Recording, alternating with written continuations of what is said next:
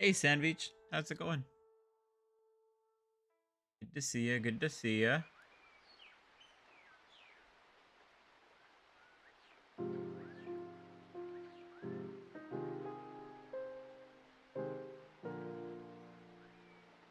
How you doing tonight? My mic on? Oh, I didn't even check my mic. Yeah, it looks like it's fine. How you doing tonight?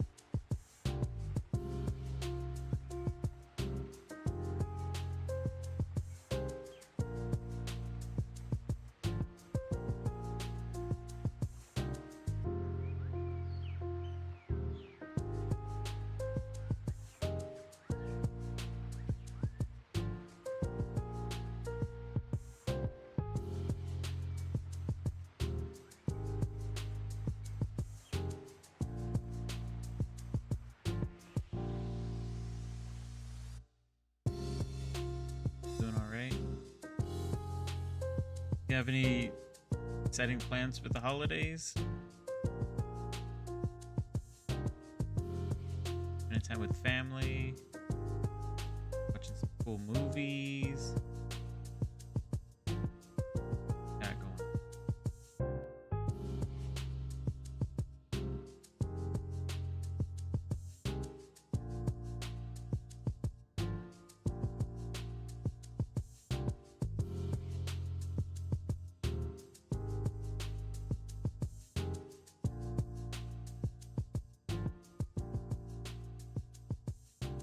Take a look.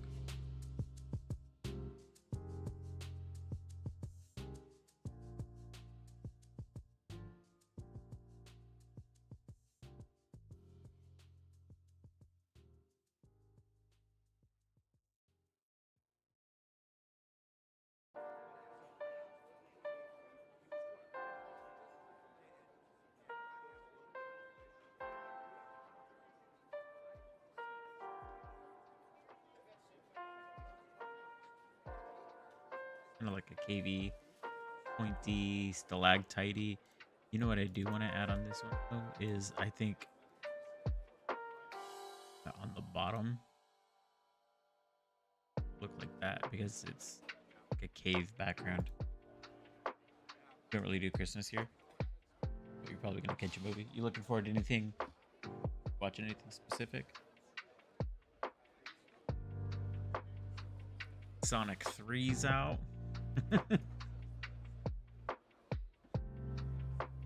Kids are asking me to go take them.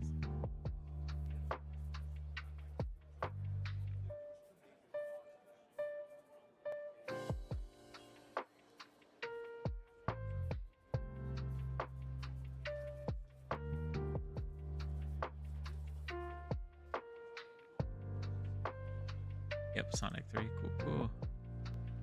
Been hearing mixed things about it, but I really like the first one. I saw parts of the second, not all of it, but those movies are really good. The Sonic movies, the Mario movies. I'm fans of those. They're very well done.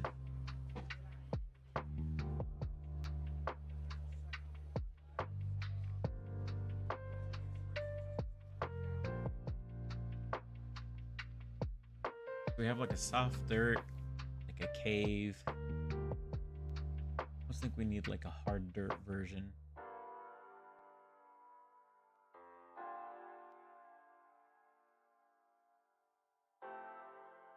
You know what? I'm gonna do a actually no, I'm gonna leave this. I'm gonna respect the purple caviness of it.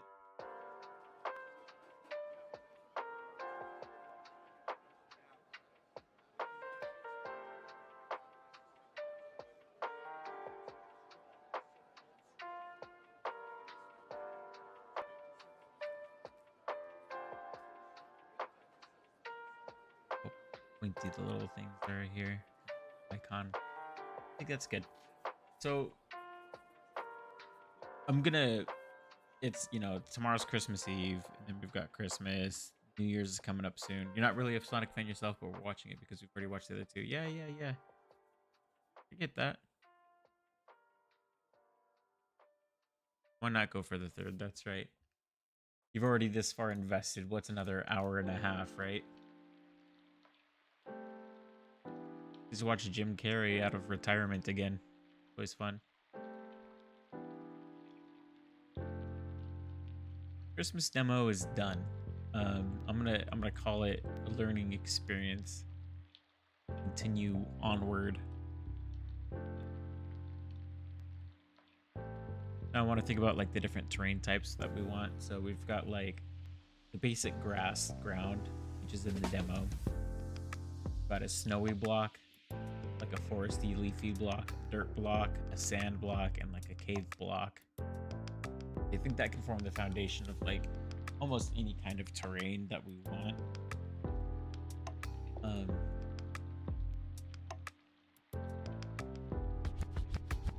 I want to have a game loop with a stronger objective based on how I was observing people playing it, who weren't really interested as much as I thought they would be in building things. They're kind of like they were using it just to get around the level, but then they were like they would be all done. Oh, there's nothing else to do.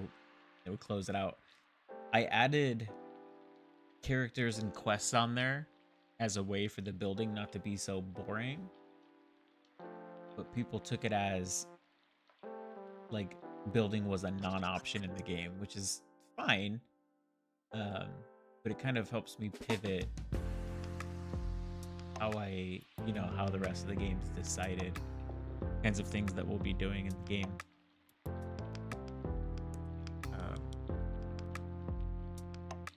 That's fun.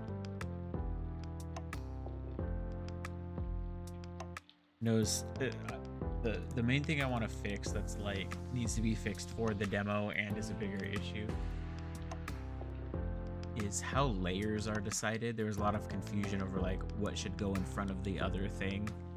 The general rule of thumb is taller objects go to the back unless there's an overhang like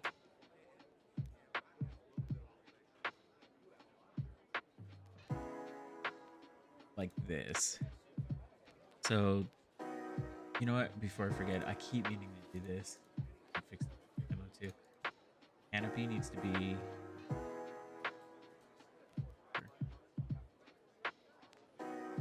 Three.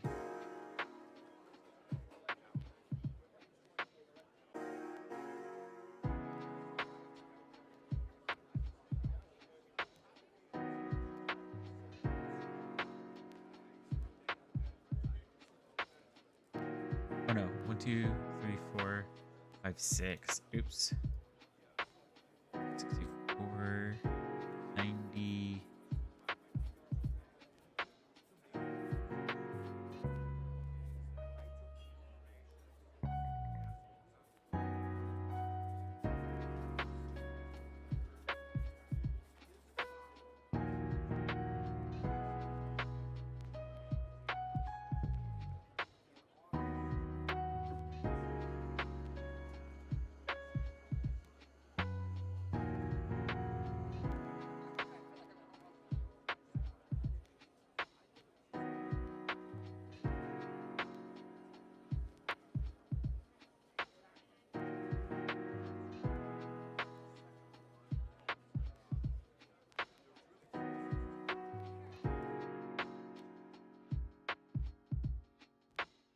Definitely get a controller. Oh, you struggled with controls. Not an arrow keys type of guy. It was gonna be WASD, but then I wanted to have two control schemes going over to the other side. I think it was just last minute, kind of like I couldn't decide which side of the keyboard I wanted on, and I held some private surveys, and everyone wanted to see arrow keys over WASD, so that's what I went with. But if you have a gamepad, for me that was like kind of the only way to play.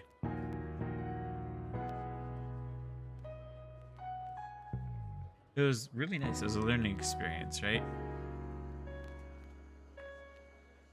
I think all feedback is good, and if you know, like if your feedback is like, hey, it just didn't feel good, like I wanted it to feel a little cleaner than it did, that's totally valid. I don't take it personally. You know, because then it gives me an objective to, you know, fix how people felt. I had a few friends who sent me video clips of themselves playing, and that is like crazy helpful, because that helps me decide what I want to fix first, or like, oh, I thought they would go here, but instead they're going there, you know, so maybe I should do this. Like, it really helps me. Kind of, it keeps me straight for the vision, right? Keeps the vision alive.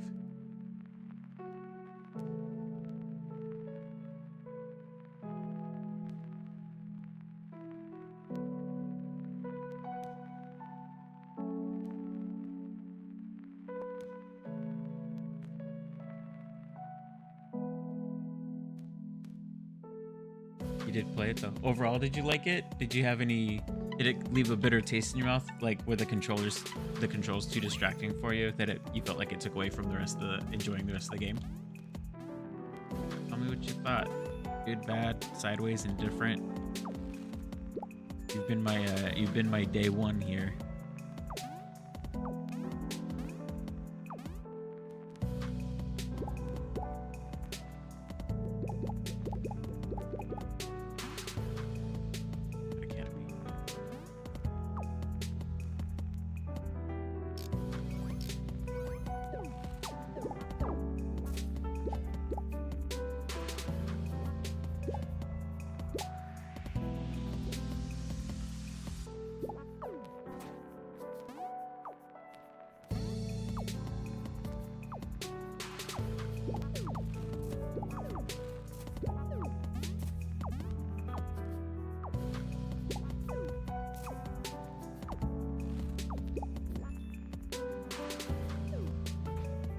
This.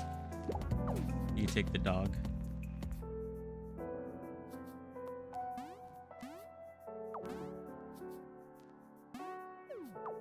Chop that boy away. So funny.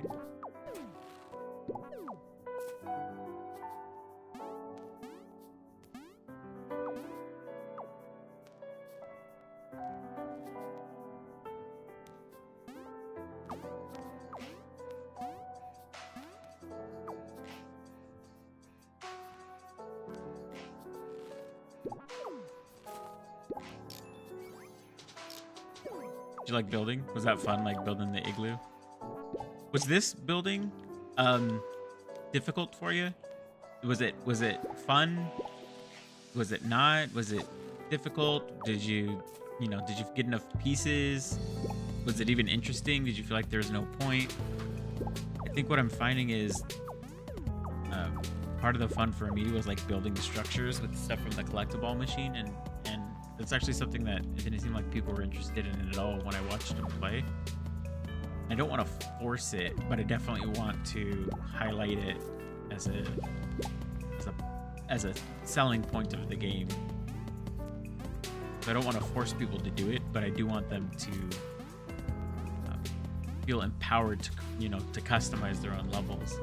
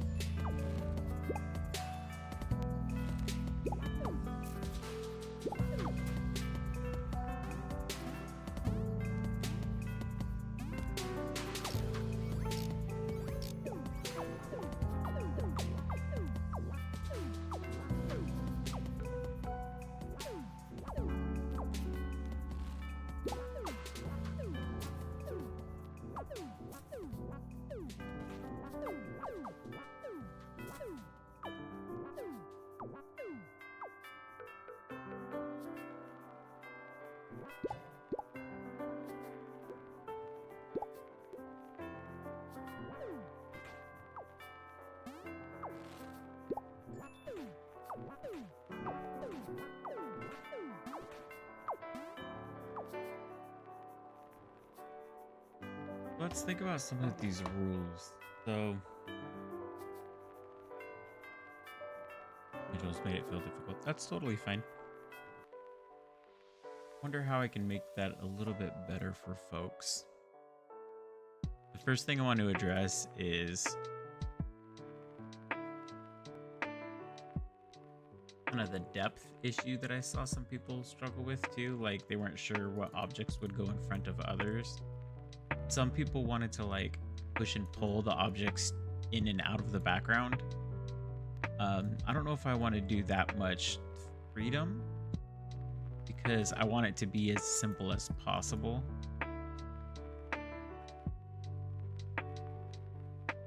So the door should definitely go on top of the wall.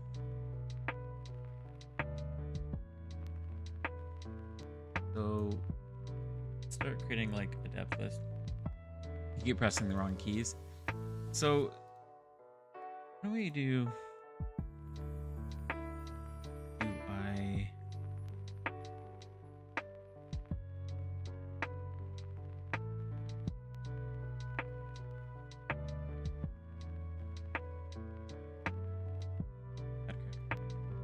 Let's do it like this. So here's what I was envisioning. This is movement. Y at the top would be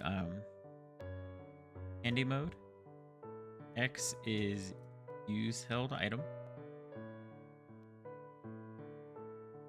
B would be pick up row. And A would be jump. Okay.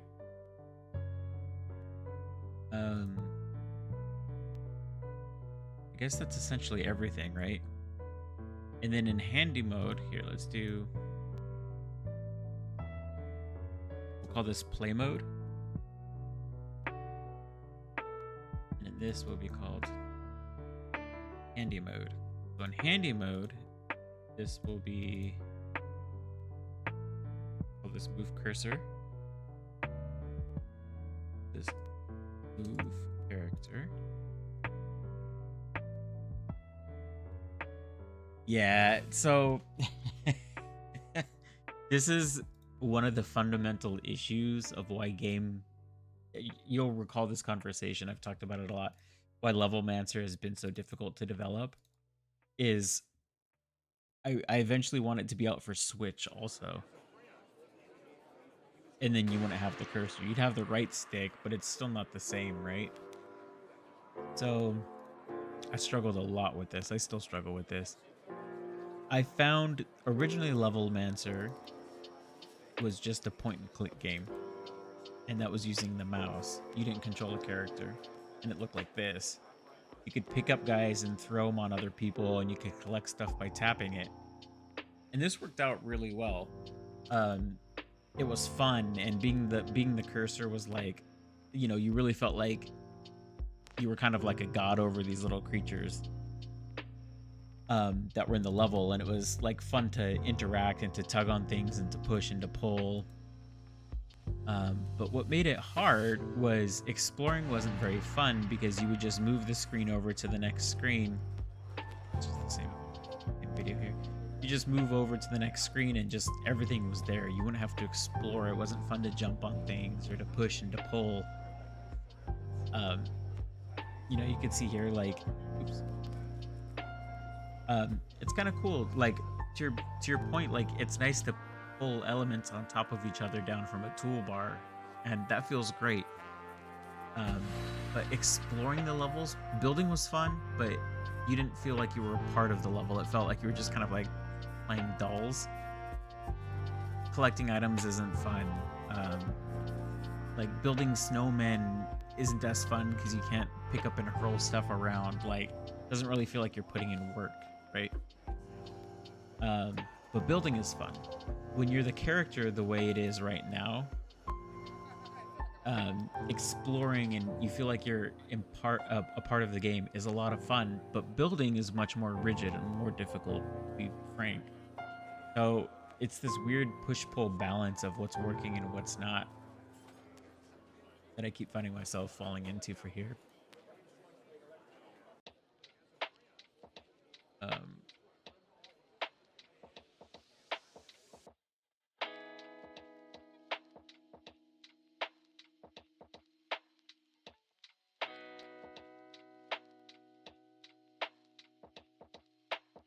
these are essentially the two controls here. You have play mode, which just moves the character. Got this goes into handy mode. This is pick up, throw, jump, and use the held item. Then when you go into handy mode, this goes back into play mode. This is, I'll say, capsule decor, meaning like if there's a decoration piece, it turns it back into a capsule. B is pick up and move, and then A is like cancel or no. So you have kind of like two different control schemes, and it's easy when you see it kind of laid out like this, but on the keyboard, I agree, it doesn't feel full on a keyboard.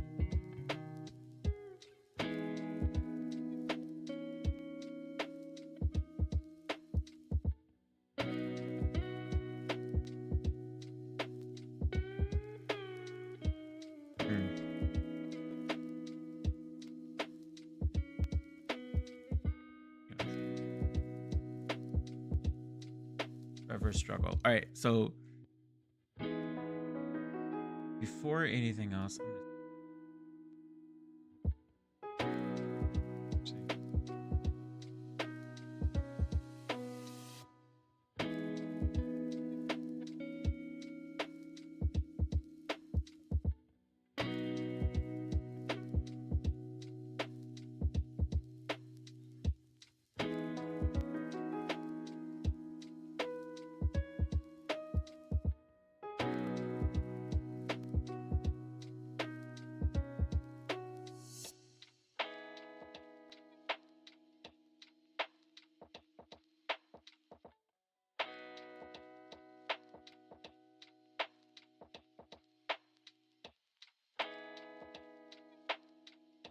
let's call this.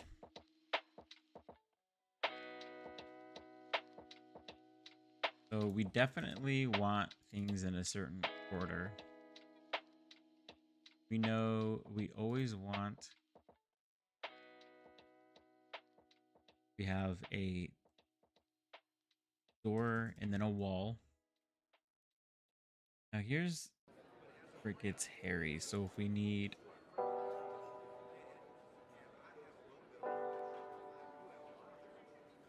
a roof,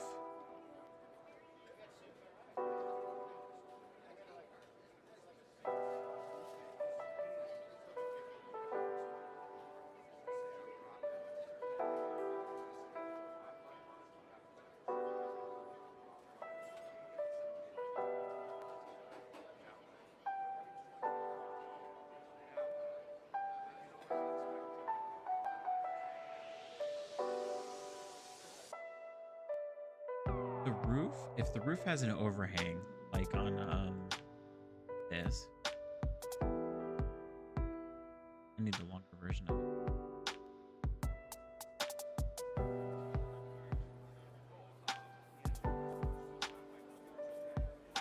it.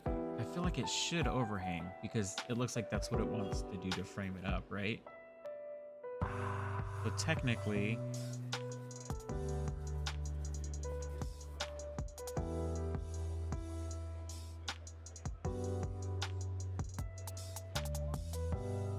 this, the height of this should be the bottom.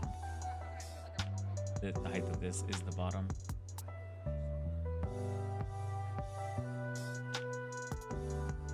So we're saying that, well, then here's a question too. Should it appear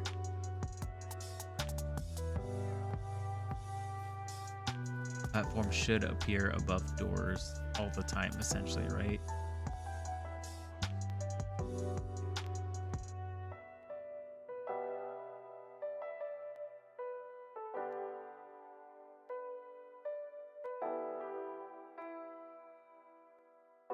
Should anything appear above a platform?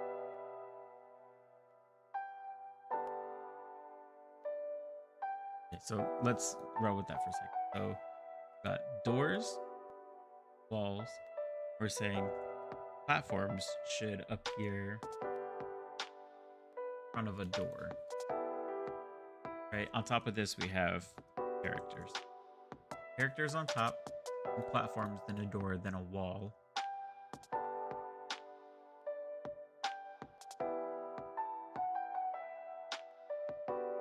Given those rules, we have something that looks like this. So wall in the back, then a door. Hey Akai, how's it going? Come in. Then a canopy.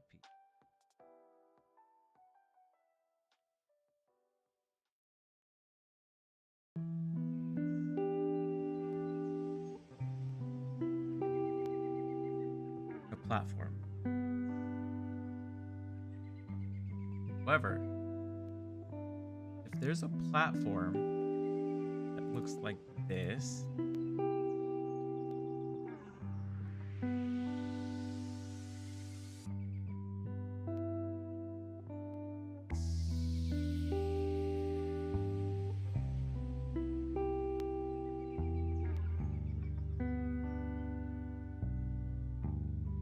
that happened there.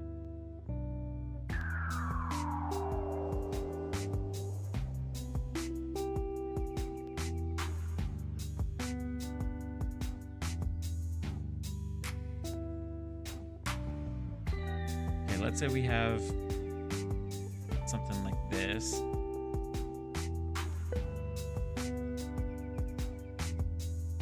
And this is still technically a platform, right? I would expect to put a door in front of this.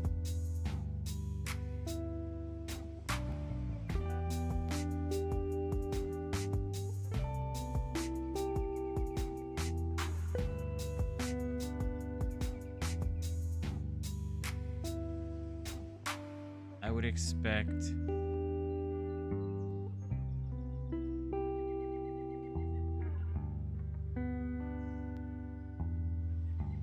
would also expect the canopy to be on top too, right?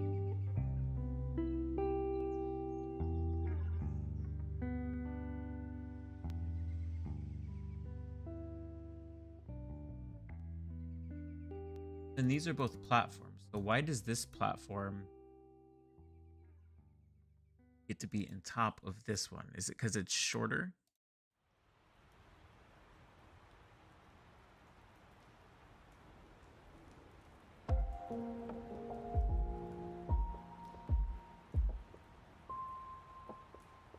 I guess it would be.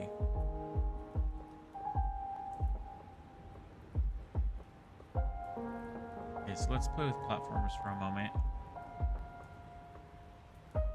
So this should always, since it has an overhang, should always have... Here's a good question. What if it's up here? Maybe I'll say if it has an overhang on a platform layer, but its height at the bottom.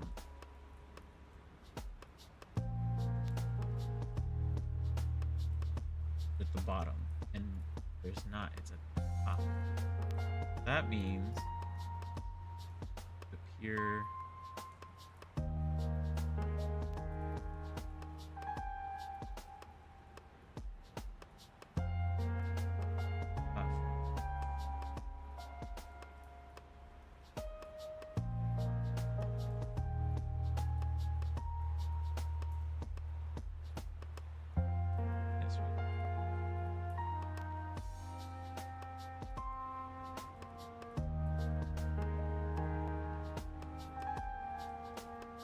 what I'm saying is this were here,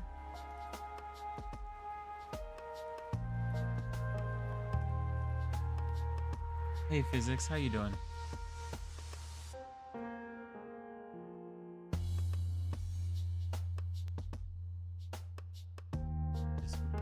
This still looks fine to me.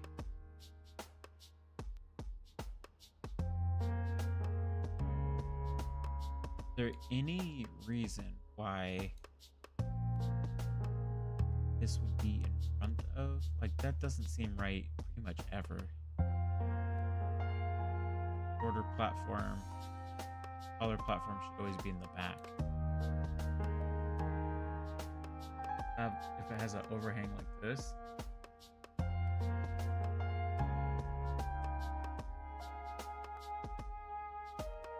Height should always be bottom. If it has an overhang, or else it'll be at the top. Long baking day. Everything's done and delivered. Good. You get to unwind? Do you get some time off? Tomorrow or Wednesday? Tuesday? Wednesday?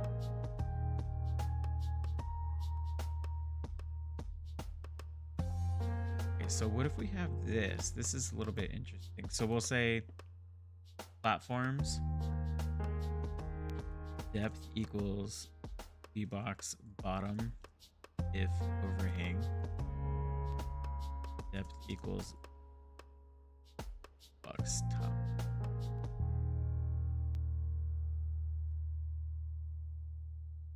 Would there be any reason why anything should appear in front of the door? I don't think so. You're gonna be off tomorrow and Wednesday. That's great. You deserve a rest. You've been working your butt off.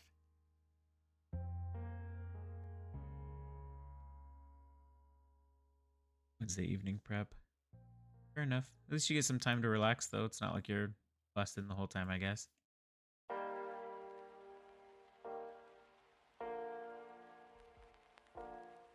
This always feels wrong.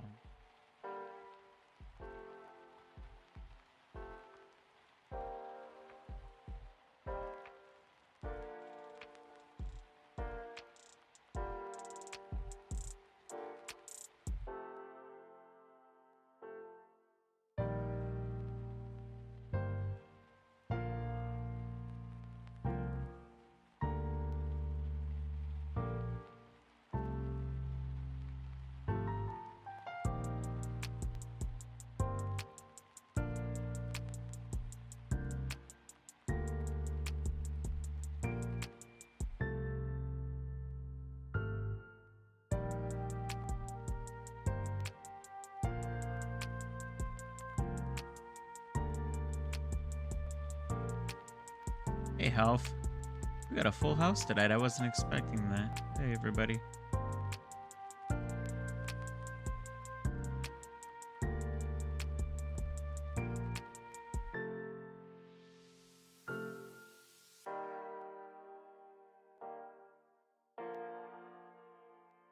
Something like this is a frame, right?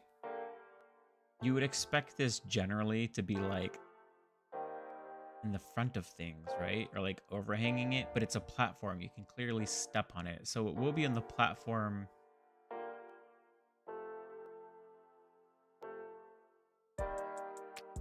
Still feels like it's one of those things, like platform logic.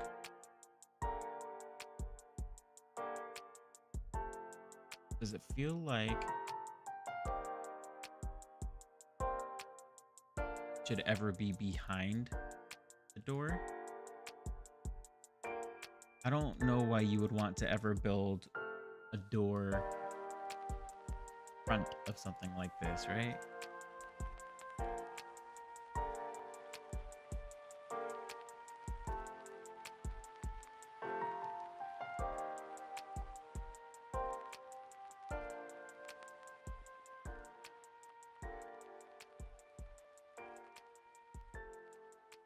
Hello, hello. Oh, there it is. So we've established not necessarily readability, but you can place anything anywhere. The issue I'm having is about depth. So this looks fine, right? If I were to move this door here, we would expect not this. We would expect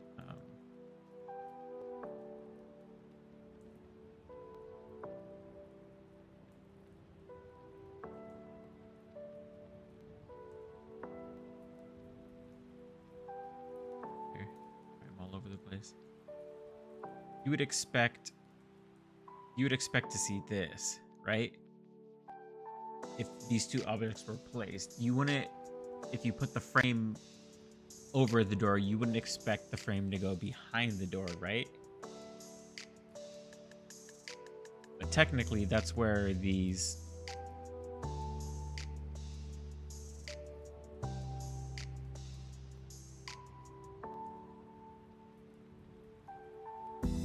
that's how this reads. So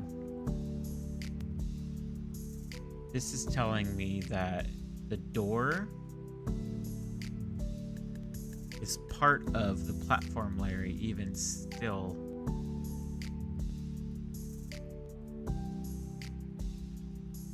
So if it had,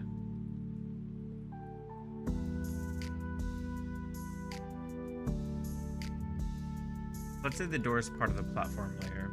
We have these rules where we say the top of the wall is back here. It appears in the back. Top of the rectangle depth image, yeah. Top of the door is here. This has an overhang, so the overhang depth is minus, is off the B-box bottom.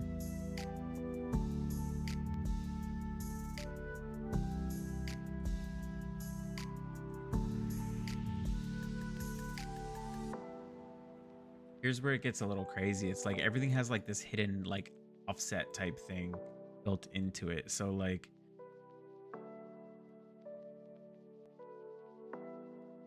we have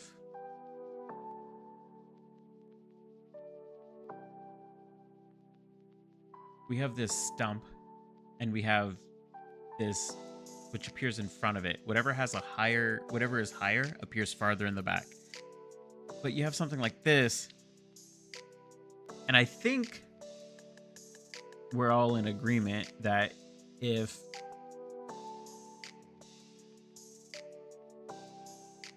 the two were here, like this, that the frame would be in front of this stump. Is that correct? I think everyone would think like that's the correct thing to do, because, or what they would want. I'm trying to think about what the player would want. But then I don't think anyone would want intentionally would want it to look like this, right? So I have to find a way to make sure that this item is always in front of platform. We should hard code it. I mean, sometimes it feels that way, right? I do think there is something like if something is like has like a priority type as an example, like, you know, it should have like a pixel offset. So let's think about this for a second. In my opinion, if you have a stump here, that is correct. If you have a door here, that is correct. If I put an overhang on it, that is correct, right? I would want to see the overhang like actually over it. And then the canopy,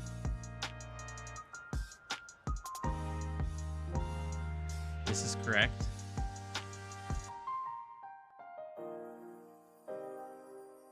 Right? Yeah, I guess it would be because it goes off the bottom. And then, I mean, I guess that would be correct.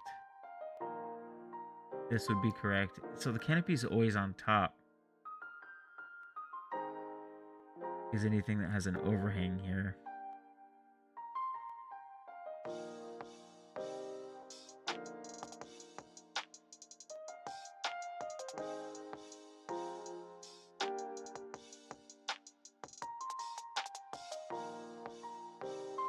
So I guess how would I describe if both of these are on the same layer?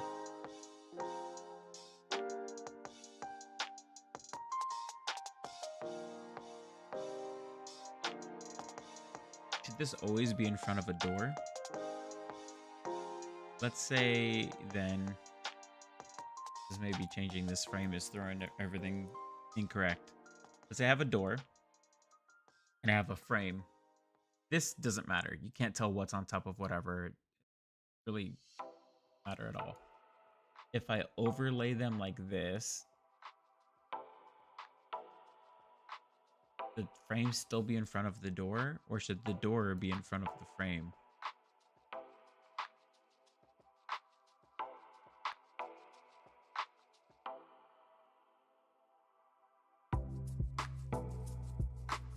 You'd, you'd think you'd want the frame in front, right? But then it would look weird when you enter and leave through the door. You guys see what I'm saying here? That's what's weird about the depth in building, is like,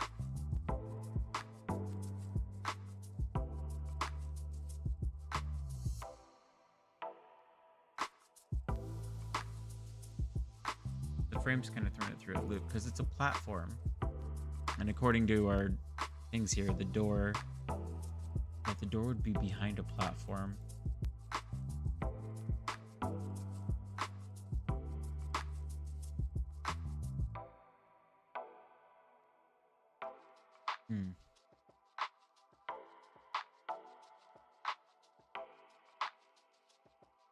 Any tips for top-down animation for a player?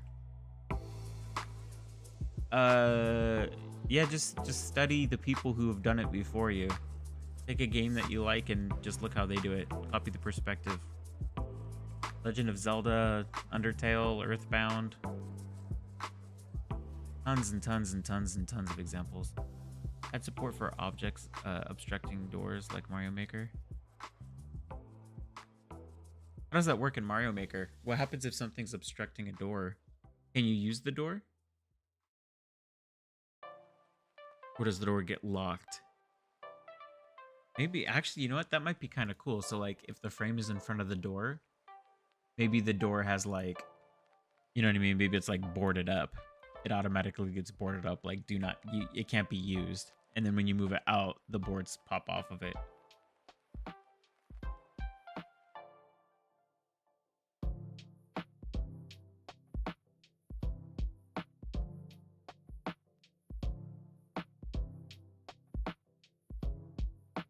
The door shakes a little, sends you back to the entrance. Yeah. Yeah, that's smart. Damn it, Nintendo. How do they handle stuff like that? I didn't even think about Mario Maker in terms of depth. Like, is there stuff... I just might have to play. On Mario Maker, you lay stuff down on blocks. You can't, like, overlap a ton of stuff, right?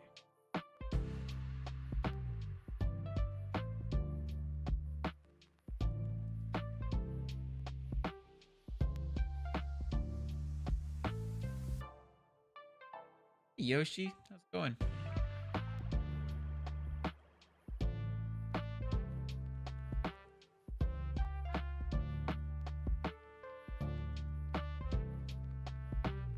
Okay, so in this case...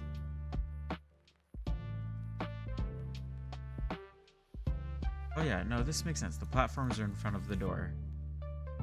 We'll call this like an interactive layer.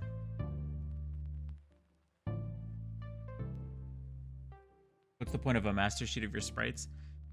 It helps, rather than seeing everything like this, it helps me keep things cohesive if I lay them all out this way, so I can overlap them to make sure that they look good together. By having like a master sheet here of, you know, my character, I can see how big he is next to other elements, so I can kind of put it all in proportion and scale. I can see how big the cookie is compared to his body, or the candy cane.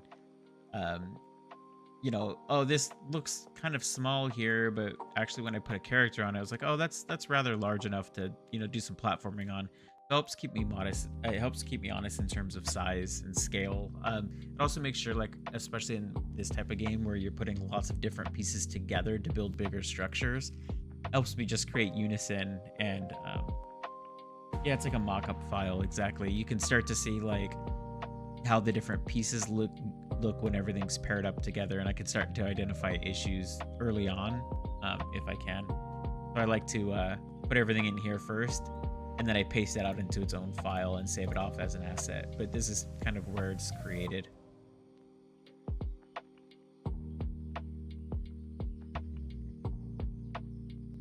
It's usually the other way around. I try to do it here on a big sheet, and then I paste it as a single file.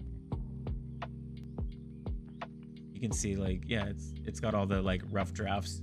Everybody knows about this carrot. Oh, speaking of the carrot, hold on.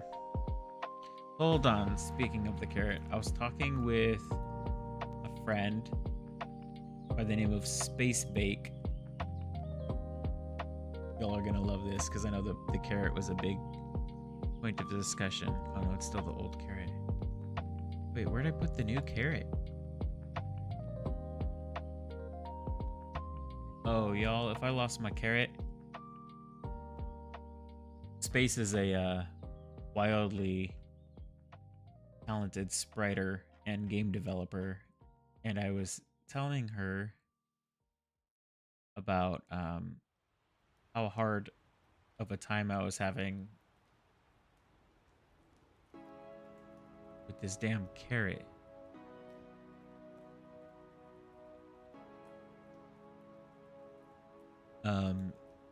And I do have it. It looks like I just didn't save it. What the heck? All right, I'm gonna recreate it. Y'all ready for the epic? So everyone's down for the carrot. I'm gonna have to do. All right, you ready? This is the final design of the carrot. I will draw it because I have it a window open. For some reason it didn't save in here. I think it was this. 2, 3, 4. Y'all ready? Return of the carrot.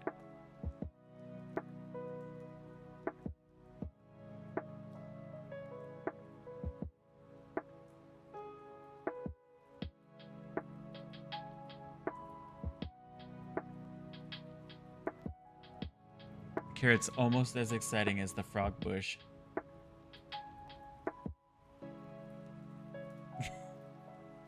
You used to pretend you're a carrot. It's funny. I like how you would roll around in it instead of being like, I buried myself in it.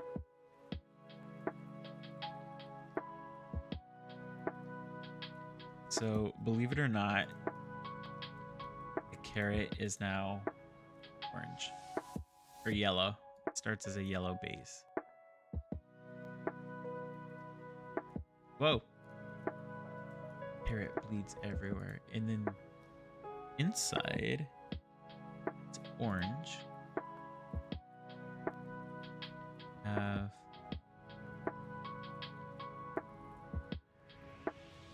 two.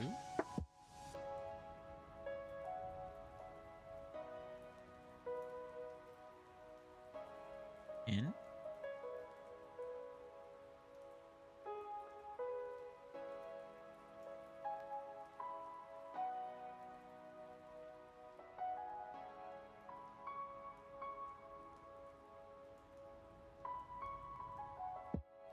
I did something tricky here. And this was top and bottom.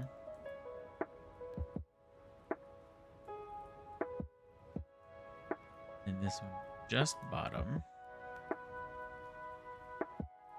Boom. Thoughts on your new carrot master? Do I have a way to version control of the code for a game? Yeah, I use GitHub. And I'm not, oh, what'd I do? Development. I'm not good at using it. But I just have like one version of it. So yeah, I source control my code. There's a shortcut for toggling contiguous mode. I don't know. I just always hit the button.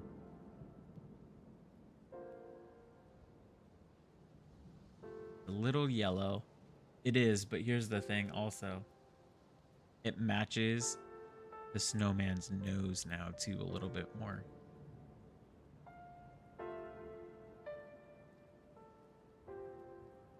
Only thing that I think it might need is I noticed that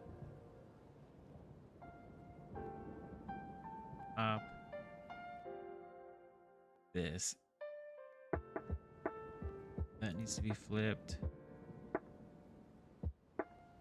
up. This. I know the difference is like slight and or non-existent. Do we have a preference? Left caret or right caret? Caret 1. Caret 2. Can we curve up the lines? We can, but I don't think it fits the style, personally. Let's try this. I'll show you. So even if we like hint at a curve, because the style is so like geometric, it almost looks like anti-aliasing. What if we did something like this? It almost looks like too much shading, right? Caret number 2. A little bit more consistent, I guess. Hold on. I have another idea. I don't hate the curve, but one thing... I can't have it just like this, though. Like, it doesn't match anything else when I have, like, the curves in there. But... what if I doubled up the lines? This. No. Y'all don't need to respond. The answer is no.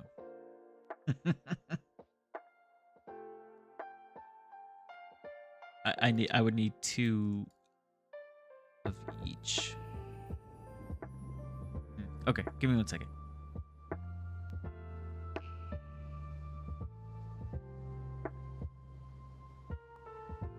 Down, that down. That down. That down. Am I onto something with the double here?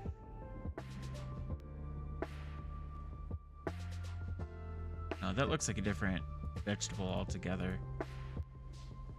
Right? Try. Would have to be on the bottom.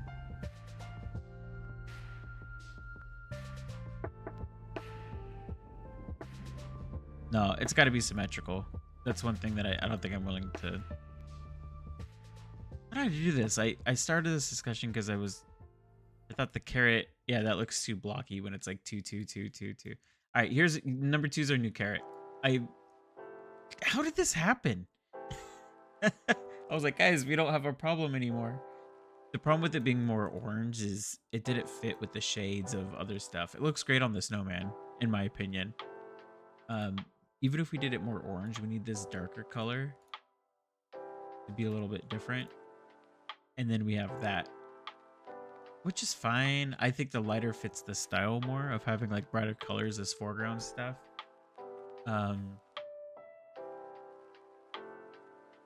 What I want it to... You see how the shape changes between the two? It's too much of a contrast with the darker color. When it's more saturated, it matches the yellow a little bit more. This makes it almost look like it's like corkscrewed or something, maybe? I don't know. I don't love the orange. I might be able to be convinced, but I think it looks not as good. I think the green also probably needs a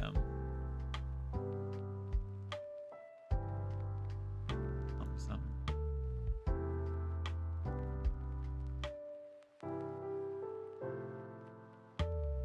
It'd be like, this one needs to be like farm fresh.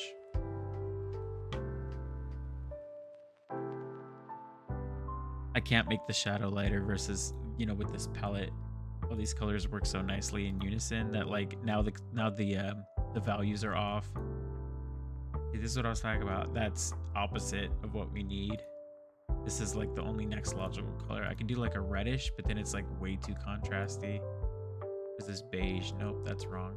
That's what I'm talking about. This is why I chose to do it yellow. I'll leave them both there. I'll think about it.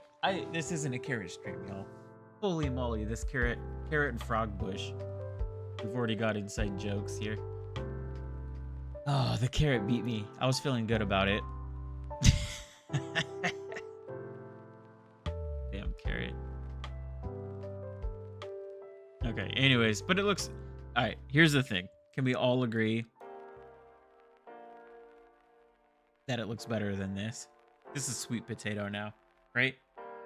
It just looks like a sweet potato. Or something. It looks like one of these faces. I'll put it in chat.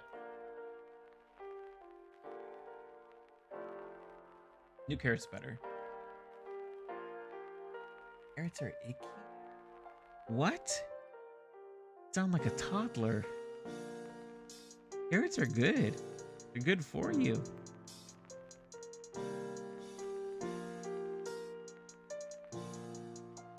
Vegetables are great.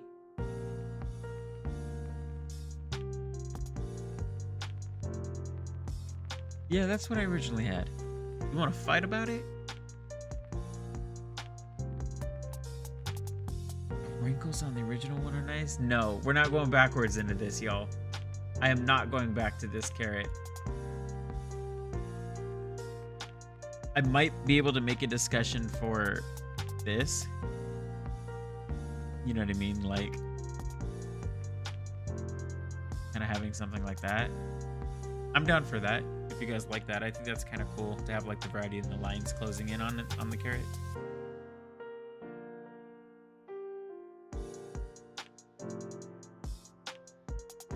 I'll wait for chat to catch up. With gaps between, yep. Alright, it's taking me a while. You know, one thing I don't like about YouTube is the delay on the stream. With Twitch, it's just seconds. Maybe when I get partnered. Alright, I'm gonna leave this. I'm willing to discuss.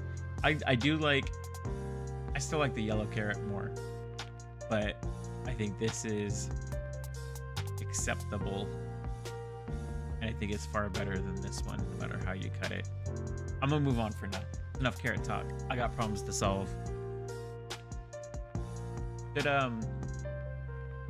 y'all want, when we do eventually, I'd like to think that I'll be allowed my own YouTube emotes. Do we get our own custom YouTube emotes? I don't know how YouTube works. Should the carrot be one of the emotes? I think it might have to be, right? Giving me enough trouble.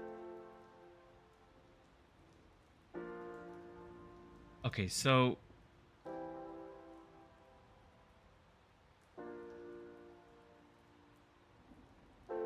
the depth on some platform is on the B-Box bottom, or else it's on the B-Box top. Only membership. I don't know how it works on YouTube. I'm affiliated on Twitch.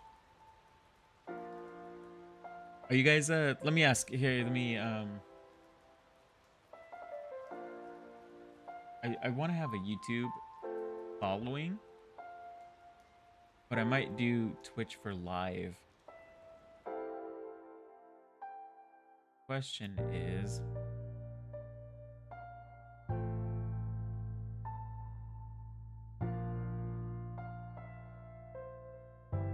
rather watch me on Twitch?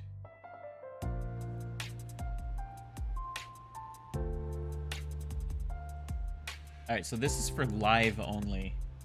Would you rather watch me live, only live streams, on Twitch or YouTube? Here's the thing. If we do, and the only reason why I'm asking is because I don't necessarily have a preference here. I like that it gets archived. I can re-upload, right? I could always re-upload on YouTube from a Twitch stream, but I do like that it gets archived immediately. I can just set it and forget it. Well, no, that's not necessarily true for live streaming physics. I think a lot of folks on here have preference for Twitch, or some do. But the appeal to Twitch, the appeal of Twitch is I can have it so In fact, I can show you because I've done it a bunch of times before. Oh, you need an account to talk to me. Oh yeah, I get that. Honestly, fine with both, but YouTube for the win. Um, I want to be able to interact with you all more. I've had a very engaged chat, and I've had y'all have seen the same, 4 or 5 people each night. You guys have been a trooper. So in a way to interact with everybody more, I wanted to show a project I used to maintain on Twitch. That's not available for YouTube. The way that I like to do it was, um, this is an old Twitch overlay game that I had.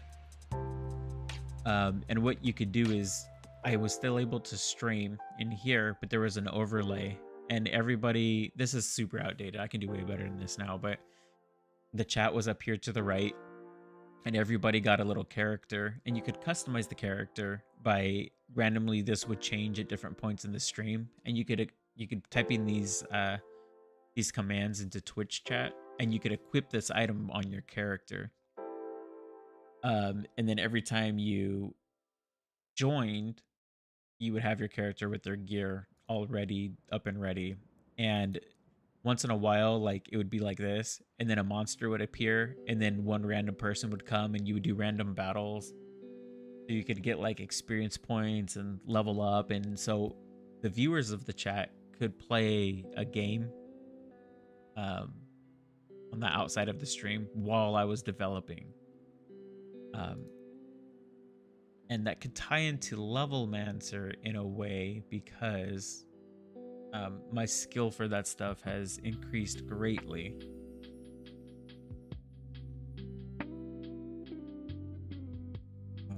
And I did a prototype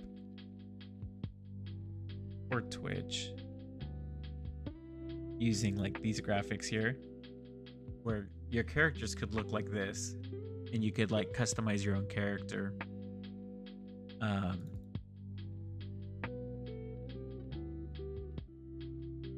And it was more interactive, where I had the cursor, and I could basically, anyone that was in the chat was like my virtual pets, and I can make you guys play mini games or do that kind of thing. So it was a fun way of interacting. This was cool. Look at this. I don't know if you guys can hear this one. So because right now I'm a ping tuber, but this in the back was hooked up to my face, so I could be the volcano. And when I chat on the microphone, the volcano would chat in the game, not just as an overlay on the stream. So that was super fun.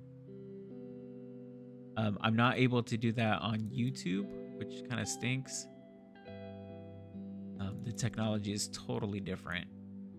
And it doesn't have some of the things set up the same way, like spending your channel points on Twitch.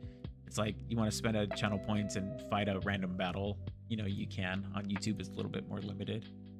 So while that is cool, what that does mean is the live stuff. Look at all these. Man, it would get so fun.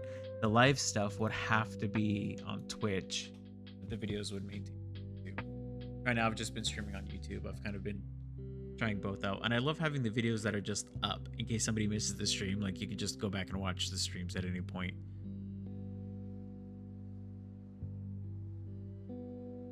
I don't know. Something to think about. Anyways, so let me fix some of these considerations here.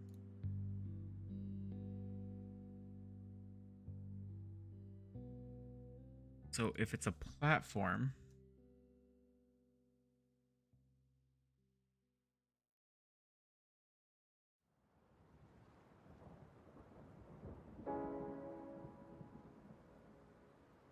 looks like there was only 3 votes. 2 YouTube, 1 Twitch.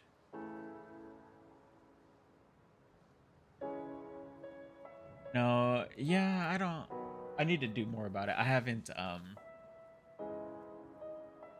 research in a long time about like Twitch versus YouTube. I like the idea of using the lives to just have a video backlog on YouTube. YouTube is really where I want to put a lot of effort next year. I'm going to be doing tutorials and videos and a lot more short form content. I'd like to do shorts.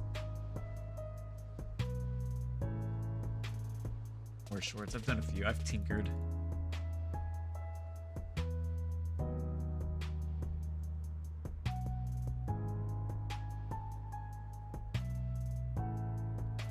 The game be agnostic because it's an overlay that's hooked up to the features of the platform. So like it takes into consideration like if you emote in Twitch, that emote gets sent to the game directly, and like that emote can turn into a monster in the game, right? So it has a live feed of the chat that's going on live on Twitch. I can get chat on YouTube, but it's much different. I also don't have things like channel points. So like by watching the stream, you just have points accumulate, and you could spend those points to make things happen in the overlay. Yeah, and there's rules now that you can't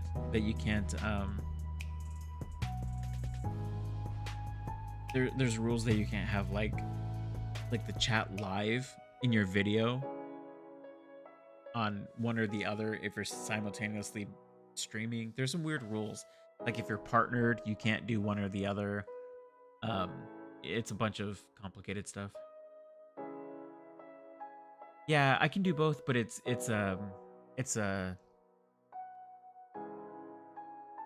there's rules with it. It's like for what I want to do. I can't just have a chat. Like I have to have hooked up into both APIs at the same time.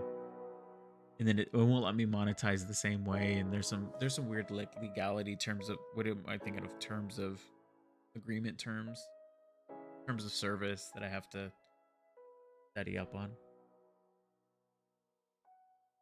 You can't so if you've noticed, every time you're dual streaming, you're not supposed to have both Twitch chat and YouTube chat on the screen at the same time. Just don't partner. Would be nice. Eventually I'd like to make some coin.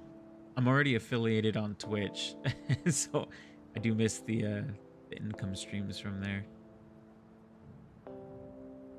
Well,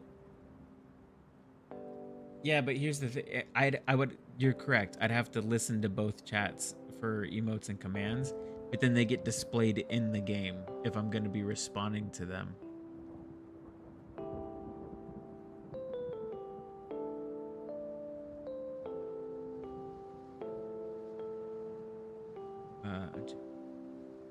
I don't know. I'll figure it out.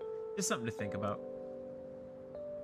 YouTube's API for GameMaker. I've hooked it up before and I've gotten chat, but it's a lot more limited. It's not as nice as Twitch is packaged up. Anyways, so for the platforms here, platform depth. It needs to be minus B-box top. Yeah.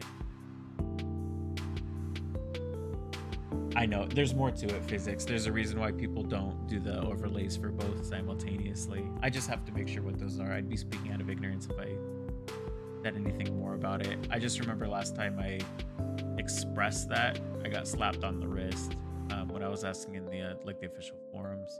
I don't remember exactly why.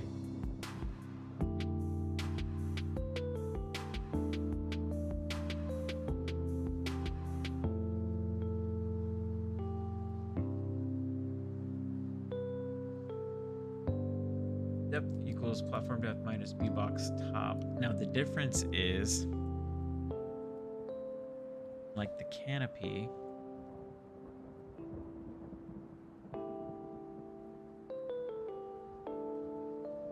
minus B-box bottom.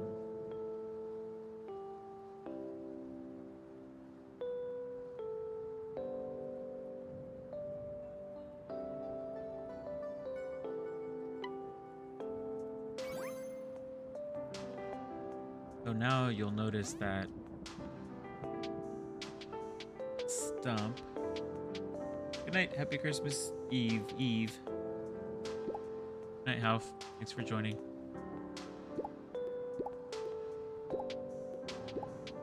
Canopy.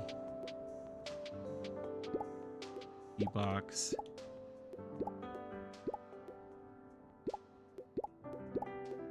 What is going to be on the bottom here?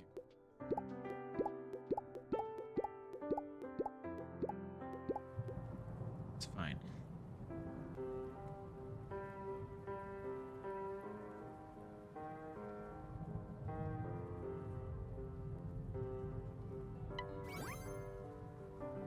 Okay, so now it's appearing above. That's fine. So then that means this.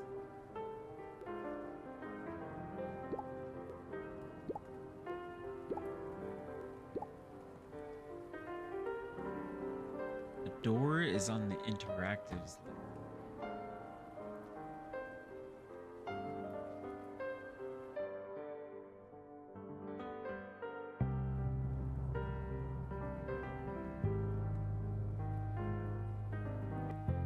Here's another question then. So if I have the platform here,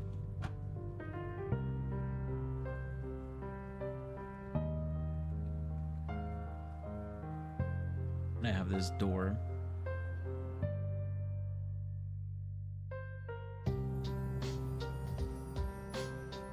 so if I moved the door here,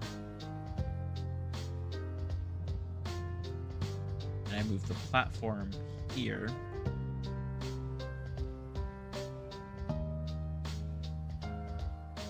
the door still be in front? Or should be behind?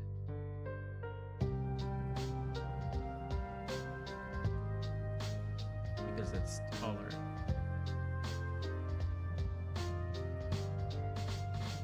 Should be behind, right? It's further in the background. So if what I'm asserting here also is this, the door should always appear above. What if it's here? I think that's still right. Yeah, but then what happens if it goes one further up? This is correct. The door should appear above.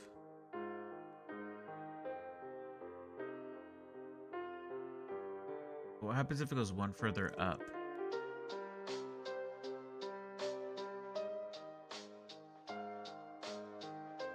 Which one is correct? Because the door is an interactive item.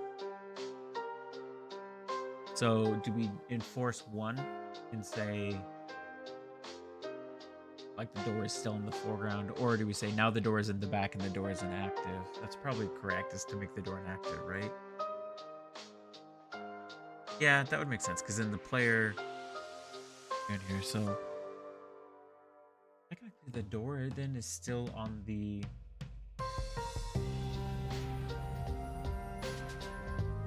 door is still on the interactive layer, on the platform layer.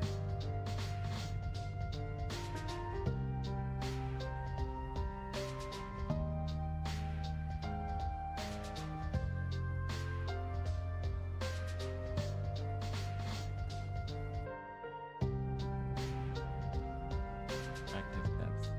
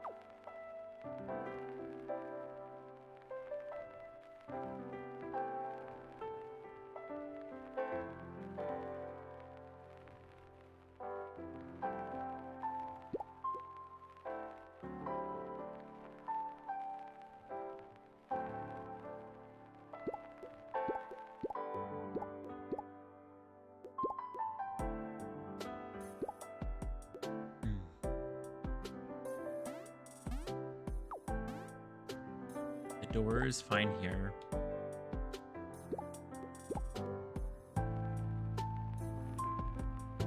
The door...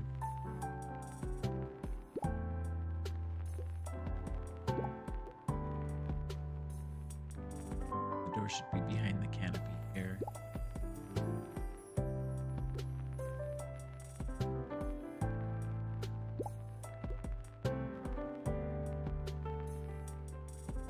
And it should be behind the log here. I'm gonna put the door...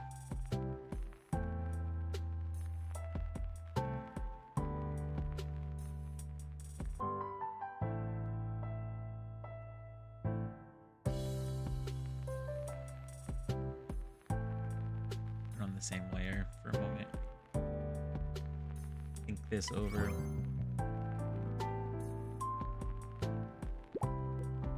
Go under. I think that's fine. That looks good.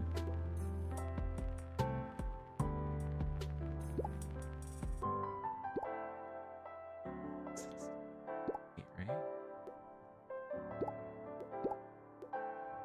That's fine.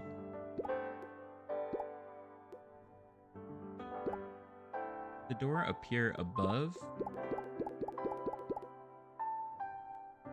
or in front of the log here. I think it should appear in front of the log, right?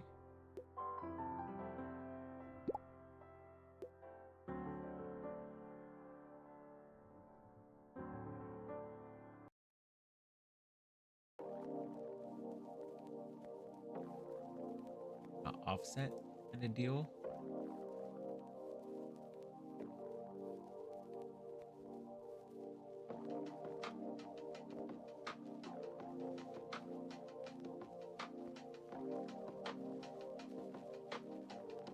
Depth -1. I think if I do -1, I can get away with like having a small offset for certain items that should be in front of or behind other things. If I move it here, it's still in front. If I move it here, it's still in front. If I move the door here, it goes into the back. I think that's right. The door should be like a always on type thing. Always on top.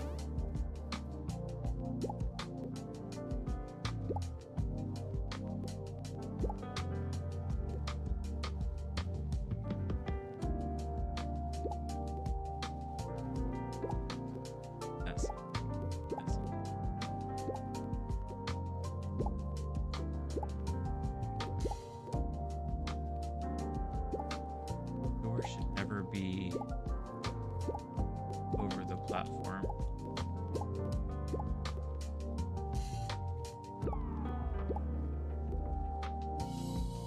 Here.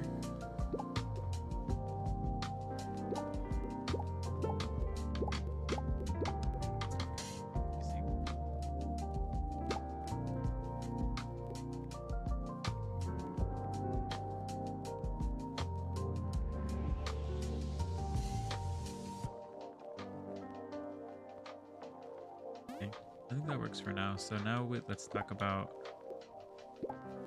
windows.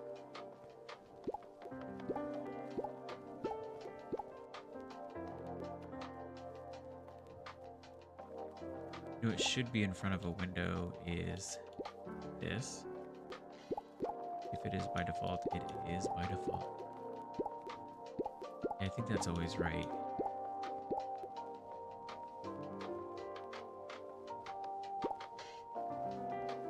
Oof, now here's a harder thing. Oh. Christmas lights. You'd think that'd be on top of the platform, right?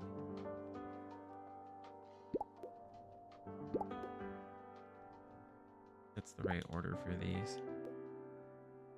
Oh, I guess that's...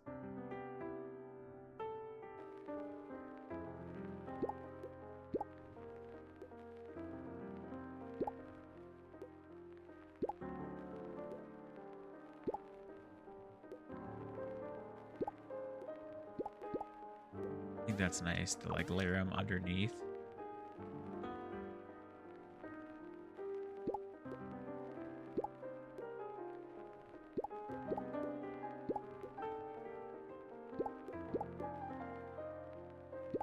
The door should be underneath. Overhang here.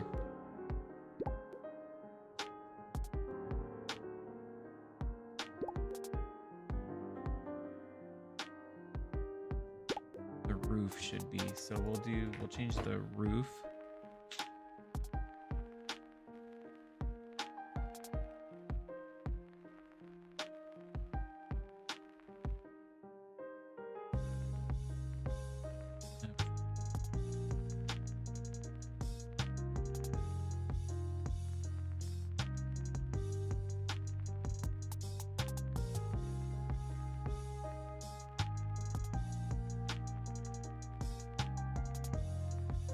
This one's going to be annoying.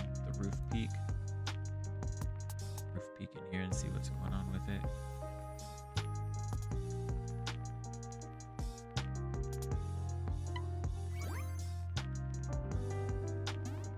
All right, so door canopy always underneath. If you get here, then it's behind.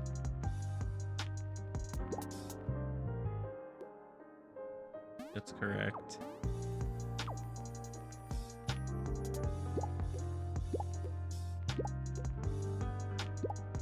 That's correct also.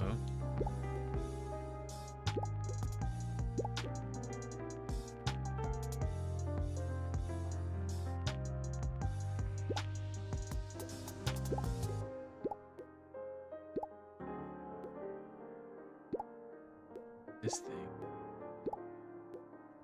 I feel like this thing should be B-box bottom also. But then you'd have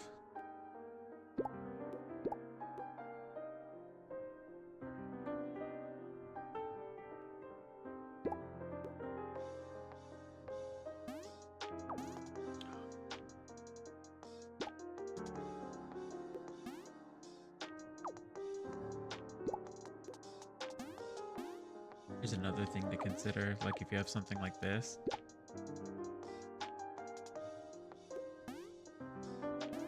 See how I'm standing on this thing, but it's behind the roof? Kinda no good. So the frame needs to move up also.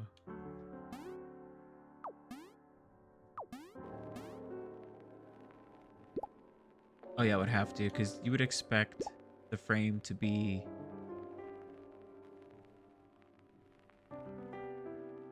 kind of on top of all this stuff.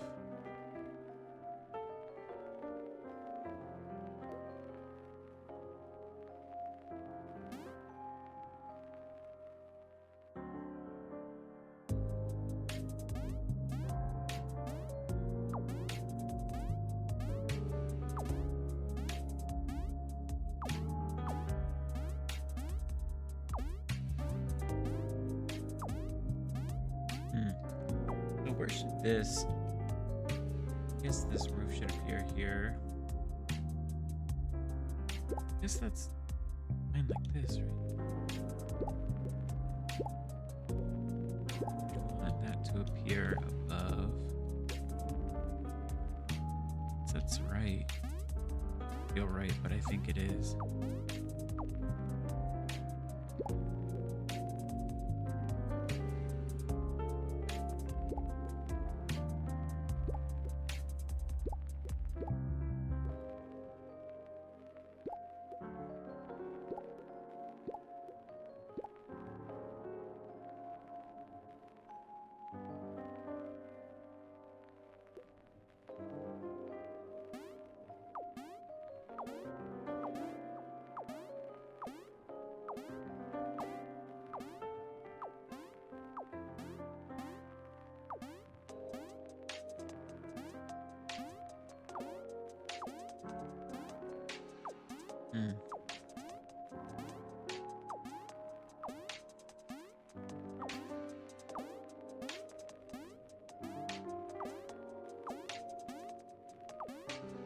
A little better though.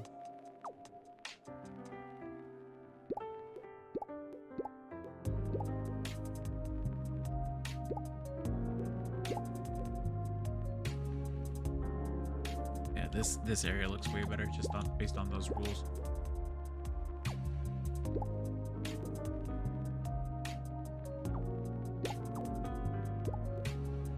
Technically, this should be moved up, or rather, everything down.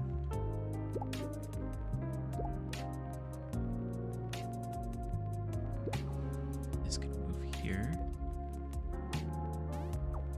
Yeah, I'm starting to dig it. The bell doesn't look like it's interactive though, so like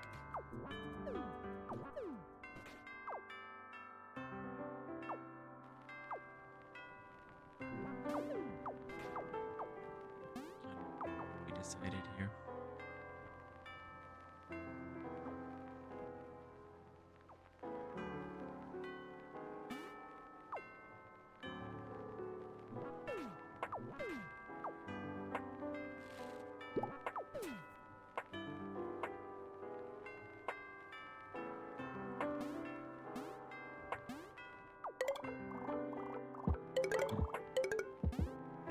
I think we got a good thing going on though.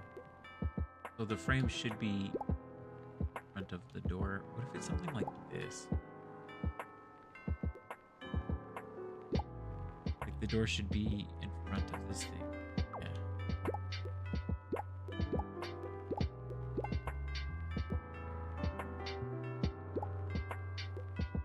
I think that's always right. But the frame in front of the door.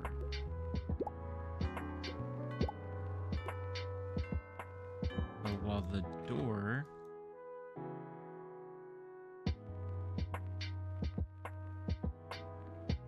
at interruptive depth -1.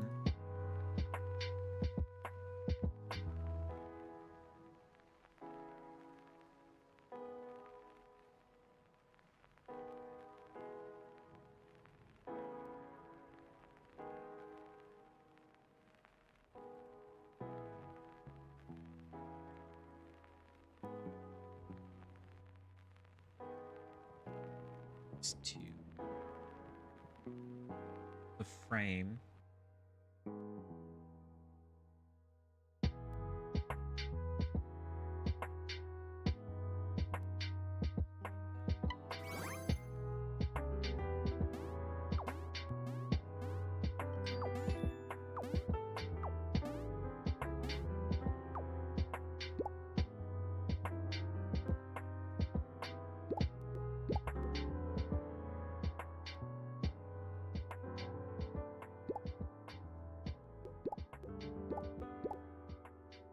is on the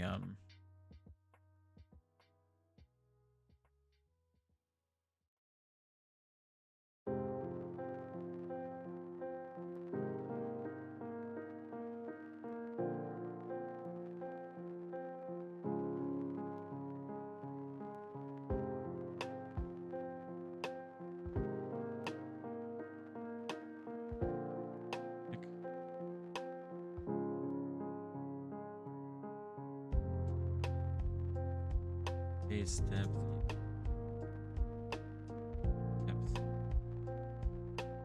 base depth, and then frame.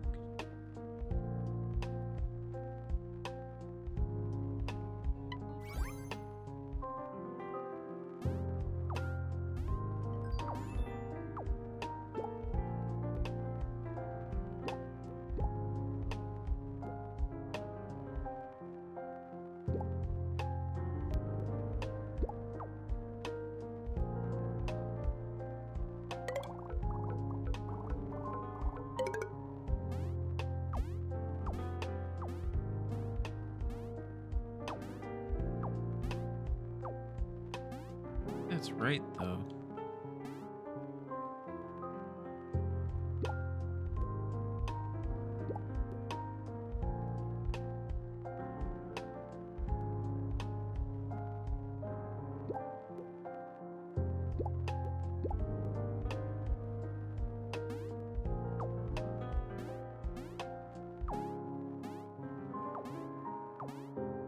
What that for a moment?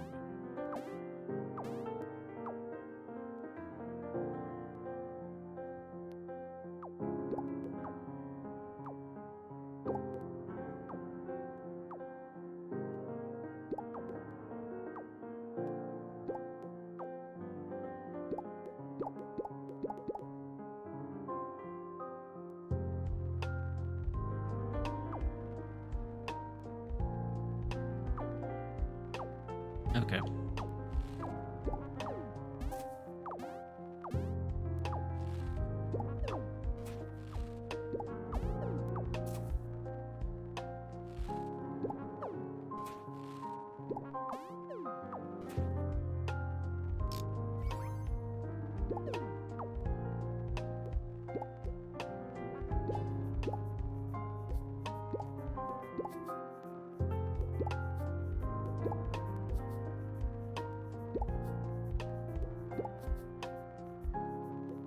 Christmas lights need to be kind of on the top of everything, okay?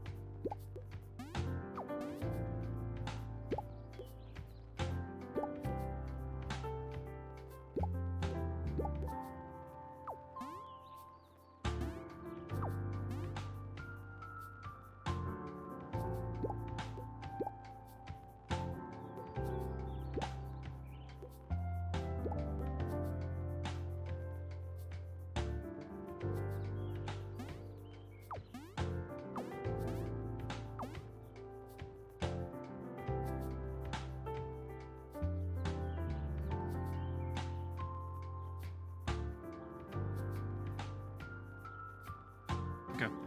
No, this, I think for the night, I'm happy with the way the depth is going now. I think I just had to fine-tune some of the things and give a few edge cases. I want to be able to, like, have stuff in the background that you could still interact with like this, though. Like, I don't know if that feels right. Like, if you should be able to interact with the background with a foreground item. I have to really think about how I want things to roll that way.